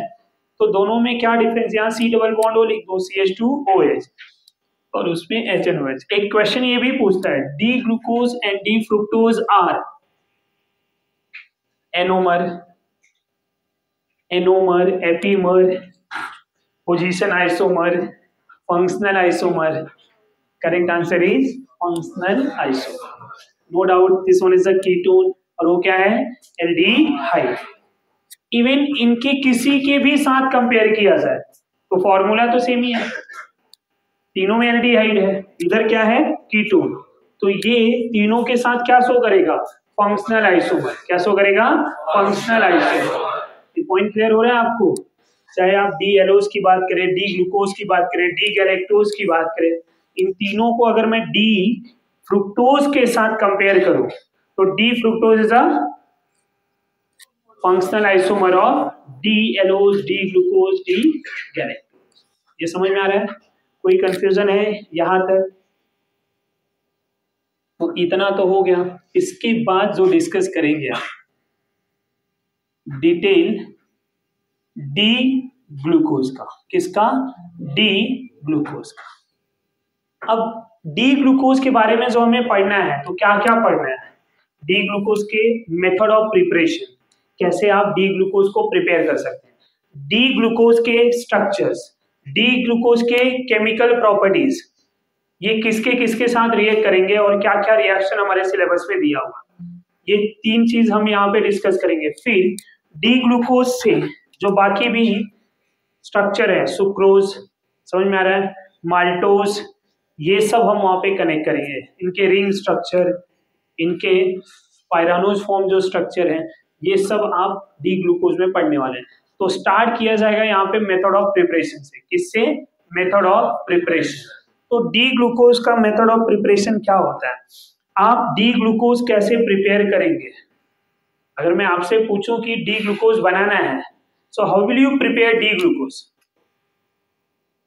क्या टेक्निक यूज कर सकते हैं? कहां कहां से हमें डी ग्लूकोज मिला था? अगर मैं सुक्रोज को हाइड्रोलिसिस कर दूं, किसको? सुक्रोज को, एसिडिक मीडियम में, कौन से मीडियम में? एसिडिक मीडियम में, इन अ अल्कोहल सॉल्वेंट। समझ में आ रहा है? तो डी ग्लूकोज जो है कन्वर्ट हो जाएगा किस में, सॉरी सुक्रोज कन्वर्ट हो जाएगा किस में? D glucose and D fructose में, और इक्वल अमाउंट मिलता है। क्या मिलता है? Equal amount. अल्कोहल क्यों लिखा है उसके पीछे रीजन है, एक एक टर्म के पीछे रीजन है। एसिडिक मीडियम में हाइड्रोलिसिस होगा और वहां सॉल्वेंट अल्कोहल यूज करते हैं क्यों? तो डी ग्लूकोज के पहले मेथड ऑफ प्रिपरेशन की बात की जाएगी, MOP of D glucose. First method of preparation from sucrose, और ये जो मेथड है स्टूडेंट, ये लैब मेथड है। क्या है? Lab method. अगला मेथड जो होगा वो कॉमर्शियल मेथड, इंडस्ट्रियल मेथड या कॉमर्शियल। तो लैब मेथड में आप लेबोरेटरी में कैसे डी ग्लूकोज प्रिपेयर करेंगे? तो सुक्रोज ले लिया जाए, फॉर्मूला क्या है सुक्रोज का, बोलिए जरा, C12H22O प्लस क्या करेंगे, 1 मोल of water in the presence of H plus, कोई भी acidic catalyst in alcohol, alcohol ले लेंगे। क्यों अल्कोहल लेते हैं उसके पीछे रीजन है। यहां क्या मिलेगा आपको? C6H12O6, C6H12O6, D glucose plus D fructose, D glucose plus D fructose. दोनों इक्वल अमाउंट में मिलते हैं। दोनों क्या होते हैं? इक्वल अमाउंट में D glucose and D fructose मिल रहे हैं। सब इक्वल अमाउंट में दोनों मिल रहे हैं। रिएक्शन मिक्सचर से आप कैसे सेपरेट करेंगे? How will you separate it out from a reaction mixture? Water लिया है, वाटर में दोनों सोल्यूबल होते हैं। वाटर में दोनों सोल्यूबल होते हैं। दोनों मतलब ग्लूकोज एंड फ्रुक्टोज। सर कैसे पता? वाटर सोल्यूबल पढ़ा था ना, ऑल मोनोसैकेराइड, शुगर जितने भी, ये शुगर है याद है, तो ये वाटर सोल्यूबल है या नहीं है? क्या वाटर क्रिस्टलाइजेशन करके इसको निकाल सकते हैं आप? नहीं। क्या करेंगे? ये जो अल्कोहल है इसमें ऐड करेंगे, तो अल्कोहल में ग्लूकोज इनसोल्यूबल होता है और फ्रुक्टोज सोल्यूबल होता है। तो अब ग्लूकोज अगर इनसोल्यूबल है, ऑलमोस्ट इनसोल्यूबल होता है, और फ्रुक्टोज सोल्यूबल है, तो अल्कोहल में क्या होगा? ये पूरा डिसॉल्व हो जाएगा, पूरा डिसॉल्व हो गया और ये बचा। तो जब इसको आप फिल्टर करेंगे तो क्या मिला आपको? और जो लिक्विड है, जो अल्कोहल में जो आपका ये है, वो अल्कोहल वाले सॉल्यूशन में क्या मिल जाएगा? फ्रुक्टोज। फिर आपको फ्रुक्टोज अगर चाहिए तो क्या करना होगा? इवोपरेशन, उसको हीट कर दो, अल्कोहल निकल गया, प्योर फ्रुक्टोज मिल गया। ये डी ग्लूकोज तो बना लिया, इसको प्यूरिफाई कैसे करेंगे? It is a water soluble substance, right? ये वाटर सोल्यूबल है। इसको जब आपने सेपरेट किया है तो सेपरेशन के बाद इसको वाटर में डिसॉल्व कर दो, वाटर में प्रॉपर डिसॉल्व कर दो। थोड़ा नहीं होता है तो हल्का सा हीट कर दो। कुछ याद आ रहा है क्या बताना चाह रहा हूं मैं? अब जब हीट करेंगे बाद में डायरेक्टली उसको कूल कर दो लोअर टेम्परेचर, तो क्या बनेगा? Crystal. Process are known as crystallization. समझ में आ रहा है? तो अब वो जो क्रिस्टल बना उसको हम क्या कर देंगे? फिल्टर कर देंगे। इम्प्यूरिटीज लिक्विड के फॉर्म में रहेगा, ये क्रिस्टल फॉर्म में जो आपका डी ग्लूकोज है वो आप क्या करेंगे? सेपरेट कर लेंगे। अब उसकी प्योरिटी चेक करने के लिए क्या करना चाहिए? मेल्टिंग पॉइंट, क्योंकि सॉलिड है तो सॉलिड क्या करेंगे? Melting point. तो मेल्टिंग पॉइंट अगर एग्जैक्ट मिल रहा है मतलब वो क्या है? प्योर है। दूसरा और क्या देख सकते हैं आप? टीएलसी। समझ में आ रहा है? टीएलसी से भी तो देख सकते हैं प्योर है या इम्प्योर। तो ये तो था डी ग्लूकोज का प्रिपरेशन। एक बार फिर से ध्यान देंगे, हमने क्या लिया है यहाँ पे? सुक्रोज, जिसको वाटर से रिएक्ट करा है ना acidic catalyst in the presence of alcohol, D glucose and D fructose. Alcohol क्यों लिया है? इनको सेपरेट करने के लिए, क्योंकि दोनों वाटर में सोल्यूबल है तो मुझे अल्कोहल लेना पड़ेगा। अल्कोहल में कौन इनसोल्यूबल है और ये क्या है? Soluble. From starch, from starch. ये जो है commercial method of preparation, commercial method of preparation. अगर आपको लार्ज अमाउंट में डी ग्लूकोज चाहिए तब क्या करेंगे? तब आप C6H12O5 ले लेंगे, जिसको क्या बोला जाता है? स्टार्च। क्या बोलेंगे? स्टार्च। इसी स्टार्च को हम n मोल ऑफ वाटर से रिएक्ट करा देंगे। n mole of water in the presence of acid catalyst. समझ में आ रहा है? Around 393 kelvin temperature, 2 to 3 atm pressure, 2 to 3 atm pressure. तो इस कंडीशंस में, ये कंडीशन में ये जो स्टार्च है हाइड्रोलिसिस हो जाएगा, और हाइड्रोलिसिस होके क्या करेगा? ये n mole many mole of C6H12O6 दे देगा, जो क्या होगा? D glucose.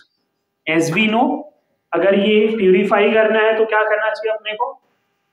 क्रिस्टलाइजेशन प्रोसेस से प्यूरिफाई कर सकते हैं हम, राइट? तो वहां से आप प्यूरिफाई भी कर सकते हो। तो हमें इन दो मेथड से क्या मिल गया? D glucose. जो हमारे सिलेबस में हम वही डिस्कस, ऐसा नहीं कि यही दो टेक्निक है, और भी है, बट फिलहाल के लिए आपको यही दो टेक्निक ही पढ़ना। समझ में आ रहा है? तो ये तो था डी ग्लूकोज के preparation. Once again, first method from sucrose, second one from starch. Starch का कंडीशन क्या है? स्टार्च का फॉर्मूला क्या है, C6H12O5। यहाँ पे ये N क्या इंडिकेट कर रहा है, starch is a polymer, starch is a polymer, that's why N mole of water, excess में वाटर लिया है तो यहाँ पे क्या मिल जाएगा, N mole of, many mole of D glucose, many mole of D glucose. तो इंडस्ट्री ने अगर आपको प्रिपेयर करना है तो इंडस्ट्री में लार्ज अमाउंट चाहिए, तो यहाँ पे many mole of D glucose मिला है, इसलिए ये मेथड जो है इंडस्ट्री में ज्यादा सुटेबल मेथड है। पॉइंट क्लियर हो रहा है? इससे क्या हो रहा है, 1 मोल डी ग्लूकोज तो 1 मोल डी फ्रुक्टोज, 50-50 मिल रहा है। As I told you 50% D glucose 50% D fructose, दोनों को सेपरेट करने के लिए क्या यूज किया, अल्कोहल।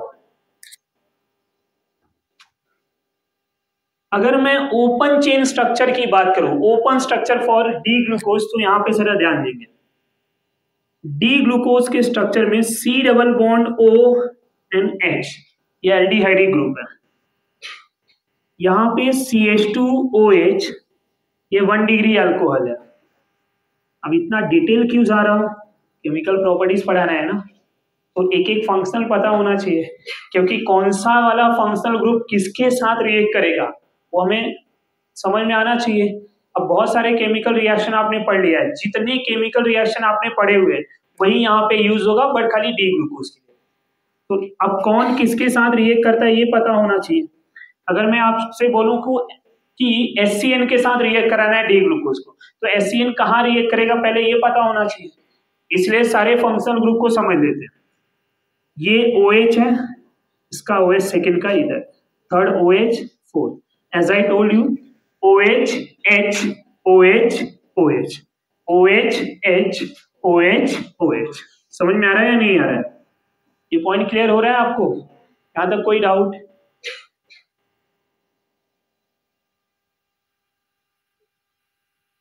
डी ग्लूकोज, ये प्रिंसिपल फंक्शनल ग्रुप क्या है, एल्डिहाइड।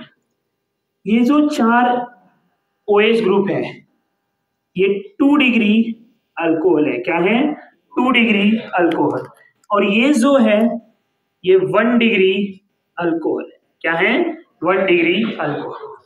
अब हमें ये फंक्शनल ग्रुप समझ में आ गया, आया ना?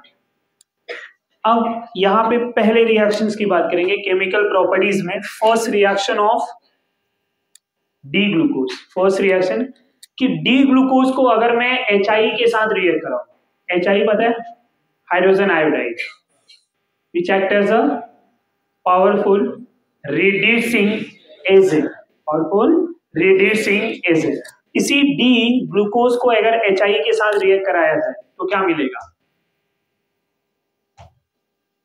अरे बोल दिया है रिड्यूसिंग एजेंट है तो क्या मिलेगा,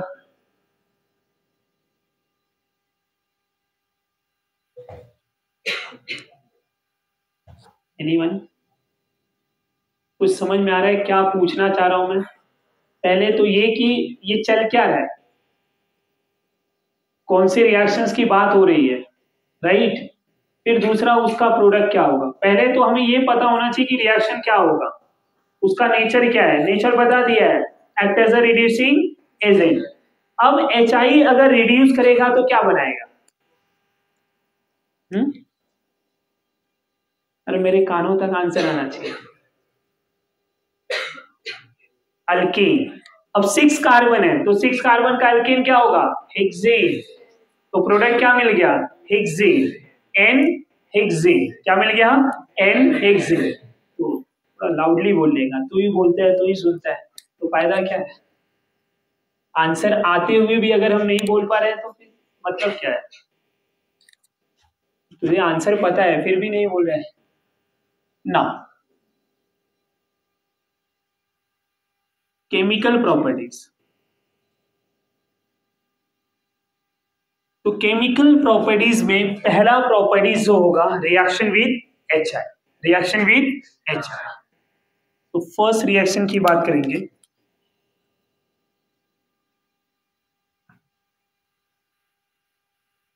रिएक्शन विद HI। अब डी ग्लूकोज है, CHO, इसको शॉर्टकट में भी लिख सकता हूं मैं, शॉर्टकट कैसे, HNOH, फोर्थ यहां पे अब मैं आपको बता दूं, चारों एक साथ लिख दिया, डी ग्लूकोज अगर मैं लिख दे रहा हूं, चारों भले एक साथ लिखा है, तो आपके माइंड में क्या आना चाहिए? इस सेकेंड वाला OH लेफ्ट हैंड साइड। नहीं समझा? समझा या नहीं समझा? डी ग्लूकोज, HI ले लेंगे तो क्या हो जाएगा?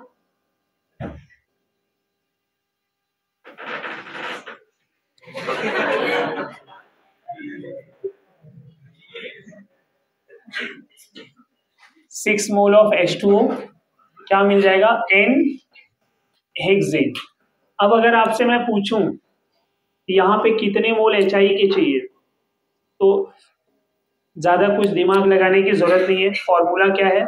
C6H12O6। एन हेक्सेन का फॉर्मूला क्या होता है? C6H14। तो 2 हाइड्रोजन इधर लग गया, 12 इधर लग गया, टोटल कितने चाहिए? 14। तो और क्या हो जाएगा? समझ में आ रहा है या नहीं आ रहा है? रिएक्शन बैलेंस है। हाँ,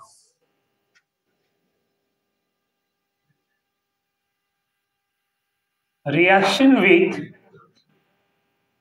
hydrogen cyanide, reaction with hydrogen cyanide. जब आप डी ग्लूकोज को हाइड्रोजन साइनाइड के साथ रिएक्ट कराएंगे, अब जरा याद करो कि हाइड्रोजन साइनाइड का HCN का रिएक्शन कहां पे पढ़ा है आपने? कौन से चैप्टर में? Aldehyde and ketone. और वो C डबल बॉन्ड को अटैक करता है, और C double bond O group किस में कन्वर्ट होता है? किसमें? साइनोहाइड्रिन। किसमें कन्वर्ट हो जाएगा? साइनोहाइड्रिन। अब यहाँ क्या बोलेंगे? ग्लूकोसाइनोहाइड्रिन। ग्लूकोज से वो साइनोहाइड्रिन में जा रहा है ना, तो प्रोडक्ट का नेम क्या हो जाएगा? ग्लूकोसाइनोहाइड्रिन। तो स्ट्रक्चर क्या होगा? C double bond OH। क्योंकि ये वाला फंक्शनल ग्रुप चेंज होगा ना, तो इसको मैं ओपन करके बता रहा हूं। अब यहां पे CH2OH, HNOH, क्या हो गया? D glucose. जब इसी को स्टूडेंट आप HCN के साथ रिएक्ट कराएंगे, तो बाय HCN ये क्या हो जाएगा? H डबल बॉन्ड के पास ये ऐसे टूट जाएगा, H इधर आ जाएगा OH के पास, और CN कार्बन के पास। तो ये क्या बन जाएगा? CN COH।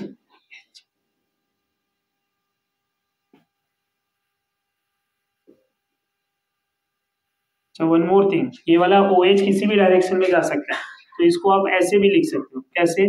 CHOH। ये समझ में आ रहा है या नहीं? क्योंकि sp2 कार्बन है ना, तो sp2 कार्बन जब sp3 में जाएगा, तो दोनों साइड जा सकता है। मैं कोई एक साइड नहीं दिखाऊंगा। समझ में आ रहा है आपको? ये स्ट्रक्चर क्लियर समझ में आ रहा है? इधर CH है और इधर OH। अब इसी कार्बन पे OH भी है और इसी कार्बन पे क्या है? साइनाइड भी है। तो ये क्या हो जाएगा? ग्लूकोसाइनोहाइड्रिन। ग्लूकोसाइनोहाइड्रिन। ये पॉइंट क्लियर हुआ? Next reaction, reaction with hydroxyl amine. NH2OH को क्या बोलते हैं? Hydroxyl amine. Hydroxyl amine. Reaction with hydroxyl amine. अब हाइड्रोक्सिल अमाइन से जब रिएक्ट कराएंगे तो क्या मिलेगा? प्रोडक्ट क्या मिलेगा? आपको याद है एल्डिहाइड कीटोन को जब रिएक्ट कराया था तो क्या मिला था? Aldehyde ketone react with hydroxyl amine to form oxime. यहां क्या मिलेगा? ग्लूको ऑक्साइन। एसिटल्डिहाइड से रिएक्ट कराया था तो क्या मिला था? एसिटल ऑक्साइन। एसीटोन से एसीटो ऑक्साइन, तो ग्लूकोज से ग्लूको ऑक्साइन।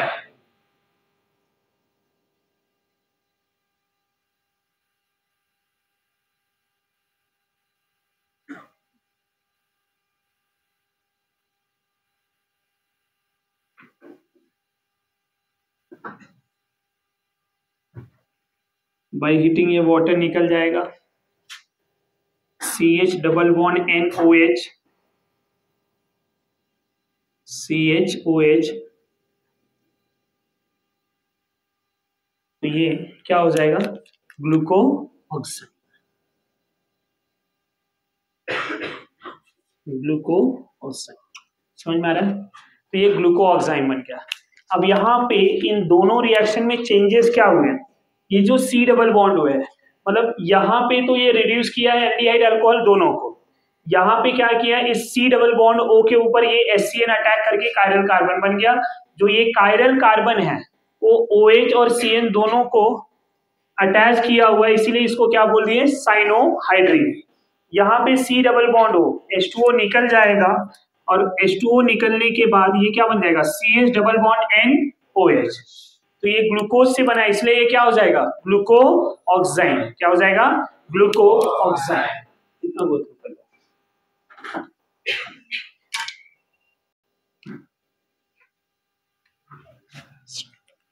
Starch molecular formula C6H10O5, C6H10O5 इन मोल्स अभी वाटर लेंगे तो ये कन्वर्ट हो जाएगा C6H12O6, राइट। तो यहाँ पे फॉर्मूला में करेक्शन था C6H10O5।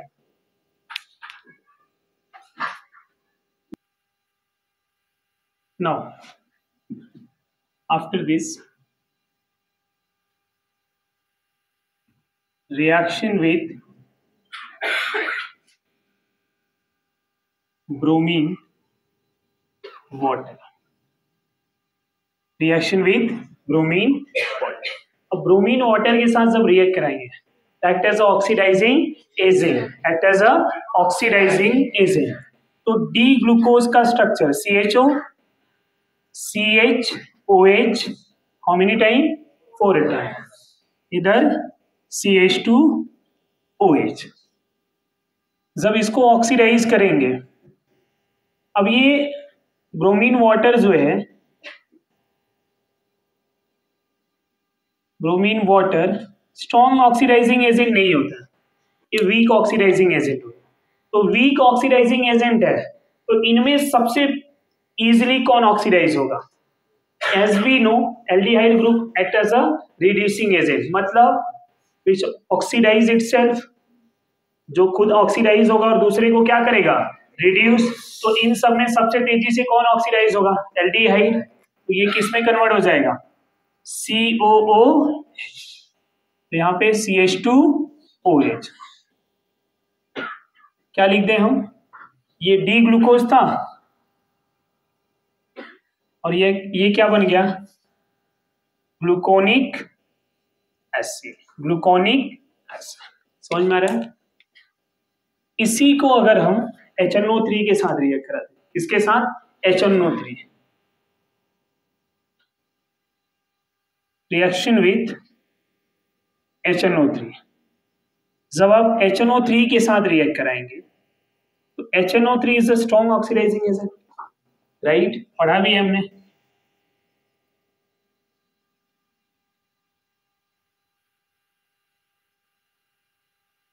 तो ये क्या करेगा, इसको भी ऑक्सीडाइज करेगा और 1 डिग्री अल्कोहल को भी। हमें ये पता है ऑक्सीडेशन ऑफ अल्कोहल में कौन तेजी से ऑक्सीडाइज होता है, 1 डिग्री, देन 2 डिग्री, 3 डिग्री। तो ये ऑक्सीडेशन प्रोसेस में HNO3 लेंगे तो ये क्या बन जाएगा, ये एल्डिहाइडिक ग्रुप तो COH में जाएगा ही जाएगा, ये 1 डिग्री अल्कोहल भी COH में चला जाएगा और इधर HN। समझ में आ रहा है, ये क्या मिल गया, सैक्रिक एसिड। क्या मिल जाएगा, सैक्रिक एसिड। अब यहीं पे बता दूं मैं दूसरी बात, ये ग्लूकोनिक एसिड है, राइट। इसी ग्लूकोनिक एसिड को भी अगर हम HNO3 से ट्रीट कर दें, किससे, HNO3, तो ये किस में चला जाएगा, सैक्रिक एसिड। पॉइंट क्लियर हो रहा है? एक तो इसको ऑक्सीडाइज कर ही रहा है डी ग्लूकोज को, और किसको ऑक्सीडाइज कर रहा है, gluconic acid also converted into saccharic acid by HNO3। ये पॉइंट क्लियर, यहाँ कोई कंफ्यूजन है? तो ये तो हमारा एसिड ही है, बट ये जो 1 डिग्री था ये यहाँ पे ऑक्सीडाइज होके क्या मिल गया, डाइकार्बोक्सिलिक एसिड, सैक्रिक एसिड। ये समझा? Now reaction with alcohol, reaction with acid, समझ में आ रहा है? एसिड और इट्स डेरिवेटिव, एसिड और इट्स डेरिवेटिव, जब उनके साथ रिएक्शन कराएंगे तो प्रोसेस क्या होगा, असाइलेशन। क्या हो जाएगा? असाइलेशन। तो अल्कोहल और एसिड आपस में रिएक्ट करके क्या हो जाएंगे, वहां पे एस्टर बना लेंगे। क्या बना लेंगे? एस्टर बना लेंगे। तो अगर मैं एसिटिक एनहाइड्राइड के साथ रिएक्ट करा दूं, असाइलेशन प्रोसेस एसिटिक एनहाइड्राइड के साथ,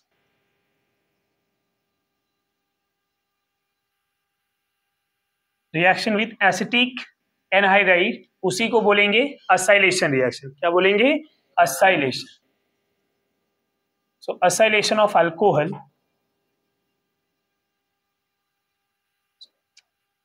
असाइलेशन ऑफ ग्लूकोज ना, नो डाउट ग्लूकोज के अल्कोहल ग्रुप यहां पे अटैक करेंगे, ग्लूकोज के अल्कोहलिक ग्रुप। ये जो असाइलेशन होगा किसके लिए होगा? Alcoholic group.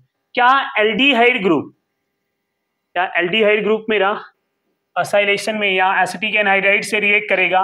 नहीं। तो होगा क्या, C double bond O H, इस तरह से, इधर CH2OH, यहां पे HNOH, ये 4 टाइम। हमें ये पता है कि एनहाइड्राइड या एसिड अल्कोहल के साथ जब रिएक्ट करेगा क्या बना लेगा, वो एस्टर बनाएगा। तो ये जो प्रोसेस है ये किसके लिए है, ये अल्कोहल के लिए। क्या एल्डिहाइड रिएक्ट करेगा? नहीं। तो यहां पे CH3 C double bond O twice O by heating.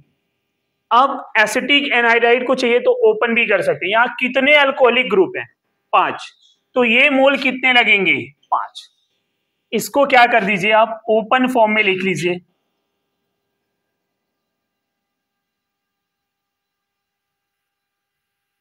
इस तरह से ये अल्कोहल का H क्या होगा, ये बॉन्ड टूट जाएगा, H इधर आएगा और ये ग्रुप पूरा एज इट इज इधर आ जाएगा।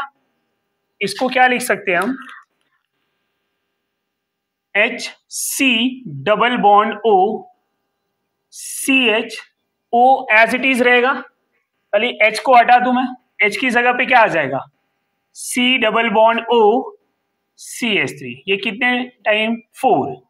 इधर CH2O C double bond O CH3, इस तरह से आएगा। Plus 5 mole of acetic acid, 5 mole of acetic acid, ये ध्यान देंगे। इसको क्या बोला जाएगा, ग्लूको पेंटा acetate, glucopenta acetate, glucopenta acetate, glucose से बना हुआ है। डी ग्लूकोज को जब भी आप एसिटिक एनहाइड्राइड के साथ रिएक्ट कराएंगे 5 मोल बाय हीटिंग, तो ये किस में कन्वर्ट हो जाएगा, glucopenta acetate, glucopenta acetate. Next, reaction with phenyl hydrazine, reaction with phenyl hydrazine.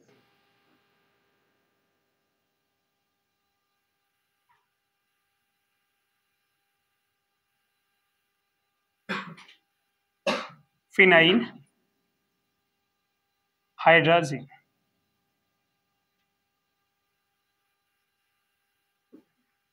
Reaction with phenyl hydrazine. जब हम फिनाइल हाइड्राजिन के साथ रिएक्ट कराएंगे तो ये double bond O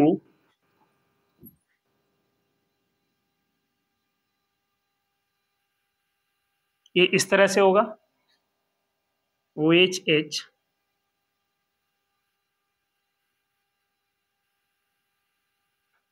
phenyl hydrazine क्या होता है, NH2 NH by heating H2O निकल जाएगा। कैसे, समझ में आ रहा है, CH double bond N NH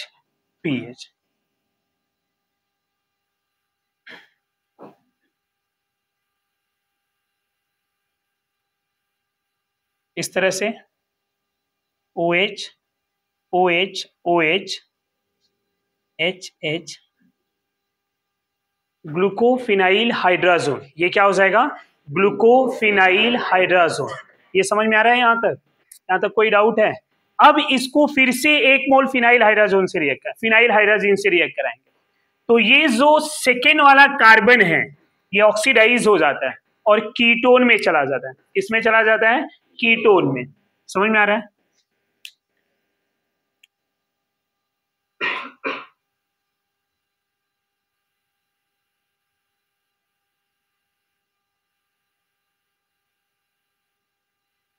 ये क्या करेगा? वाटर निकाल देगा, अमोनिया निकल जाएगा और ये एनिलीन ऐसा निकल जाएंगे।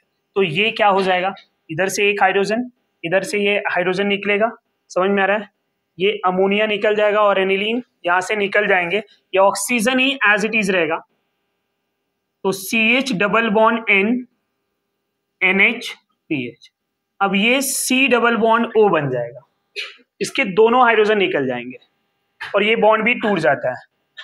समझ में आ रहा है? अमोनिया और एनिलीन के फॉर्म। इधर CH2OH 1 2 3 कायरल, ये OH यहां पे OH। समझ में आ रहा है या नहीं? नेक्स्ट मोल जब आप लेंगे फिर से फिनाइल हाइड्राजीन का NH2, अब क्या होगा? H2O निकलेगा, इसका ऑक्सीजन और इसका 2 हाइड्रोजन। ये H2O निकल गया जैसे यहां हुआ था। अब यहां क्या मिलेगा? CH double bond N NH PH, C double bond N NH PH, CH2OH 1 2 3, इसका OH लेफ्ट हैंड साइड, बाकी दोनों OH राइट हैंड साइड। इसको क्या बोलते हैं? ऑसाजोन। क्या बोलते हैं? ऑसाजोन। तो फॉर्मेशन ऑफ ऑसाजोन, फॉर्मेशन ऑफ ऑसाजोन। अब ये एक क्वेश्चन पूछा जाता है कि ग्लूकोज से ऑसाजोन बनाने के लिए कितने मोल फिनाइल हाइड्राजीन लिए जाएंगे? तो अगर स्ट्रक्चर देख के आप सोचेंगे तो होगा क्या? 2, पर एग्जैक्ट क्या हो रहा है? 3। एक इसको ऑक्सीडाइज करने के लिए भी यूज किया जाता है। Getting my point? ये पॉइंट समझ में आ रहा है या नहीं आ रहा है? How many mole of phenyl hydrazine are use in a osazone formation? तो 3। इसी रिएक्शंस को क्या बोलते हैं? Osazone formation. ये पॉइंट क्लियर हो रहा है या नहीं? सो फॉर्मेशन ऑफ ऑसाजोन, तो हमें कितने मोल फिनाइल हाइड्राजीन लगेंगे? 3। So there are 3 mole of phenyl hydrazine which are used to form osazone. यहां तक कोई डाउट है तो बोलिए। ये आपका जितने भी रिएक्शन के पार्ट थे वो कंप्लीट हो गए, राइट? रिएक्शंस के पार्ट यहाँ पे पूरे कंप्लीट हो गए। तो इतना ही रिएक्शन था डी ग्लूकोज का, इतना आपको पढ़ना है, इतना हमारे सिलेबस में दिया हुआ है। तो एज पर एनसीईआरटी की हम बात कर रहे हैं, तो इतना हमें पता होना चाहिए, राइट? दैट्स